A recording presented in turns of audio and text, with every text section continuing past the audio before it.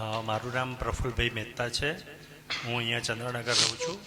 હું બીકોમ થયેલો છું અને ગુજરાત સ્ટેટ ફાઇનાન્સ કોર્પોરેશનમાં હું જોબ કરતો હતો.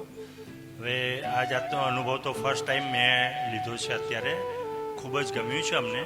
પરંતુ એક વસ્તુ છે કે જે એમની વચ્ચે વાત ચાલતી હતી ત્યારે મેં એ વખતે તો વિચાર્યું નહોતું, પણ પછી મને એક અનુભવ થયેલો છે, ખાસ કરીને વૃદ્ધાશ્રમ બાજુનો, કે યુનિવર્સ છે વૃદ્ધાશ્રમમાં, અને જે વૃદ્ધાશ્રમમાં રહેલા છે એ લોકોની સ્થિતિ બહુ ખરાબ જોયેલી છે.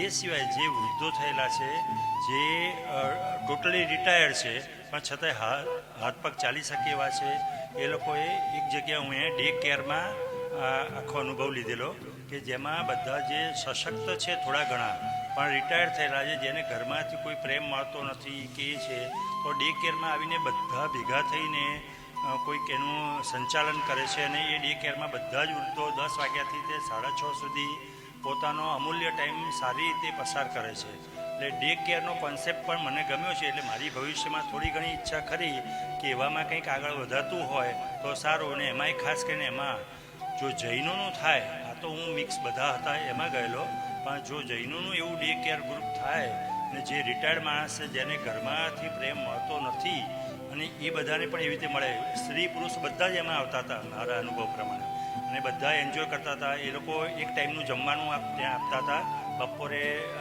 ચા સાથે આઈટી, અને સાંજે 6-6:30 છૂટા પડીએ. એટલે આખો તમારો 10 વાગ્યાથી તે 6:30 વાગ્યા સુધીનો ટાઈમ સરસ રીતે અમારો પસાર થતો હતો. ઇક્વલી એવું જ આ મને આમાં પણ સરસ જાણવા મળ્યું, ને હિલિંગની જે આખે એના બેનિફિટ થાય છે એ પણ અનુભવવા મળ્યા છે. એટલે અહીંયા આવ્યાનો પણ હું ખરેખર બહુ આભાર માનું છું ગુરુજીનો. Thank you.